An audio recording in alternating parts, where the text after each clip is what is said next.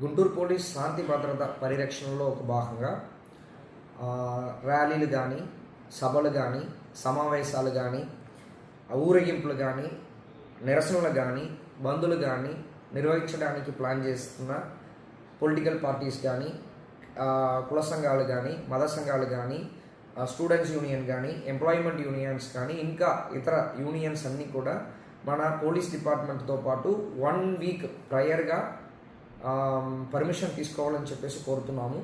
So ఈ permission తీసుకున్న సమయంలో మనం మీరు ఒక ప్రొఫార్మా నింపి ఇవ్వాల్సినదిగా కోరుకుంటున్నాము. ఆ ప్రొఫార్మాలో ఆర్గనైజర్ ఎవరు ఉన్నారో వాళ్ళ డీటెయిల్స్ ఉండాలి, వాళ్ళ ఆధార్ కార్డు కూడా సబ్మిట్ చేయాలి.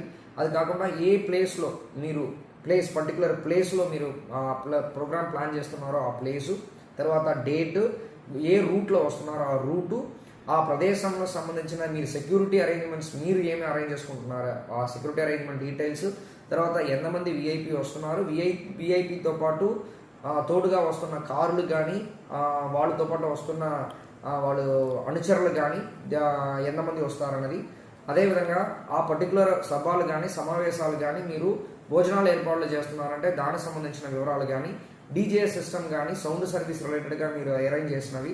అది కాకుండా మనకి పోలీస్ యాక్ట్ 30 ఎప్పుడు కూడా అమల్లో ఉంటాయి కాబట్టి ఏదైనా మనకి లా అండ్ ఆర్డర్ పరంగా ఇబ్బందులు వచ్చినప్పుడు పోలీస్ డిపార్ట్మెంటు ఎనీ టైము ఆ పర్టికులర్ ఇచ్చిన పర్మిషన్ని క్యాన్సిల్ చేసుకోవచ్చు అనే ఒక విషయంని కూడా ఎవరు ఆర్గనైజర్ ఉన్నారో వాళ్ళ దృష్టిలో ఉంటూ దాన్ని మేము ఒప్పుకుంటాము అని చెప్పేసి దాంట్లో కూడా ఒక అక్సెప్టెన్స్ ఇచ్చి ఈ అన్ని విధానంలో ఈ ప్రొఫార్మాని నింపి ఇచ్చిన తర్వాత మనం పర్మిషన్ ఇవ్వడం అనేది జరుగుతాయి.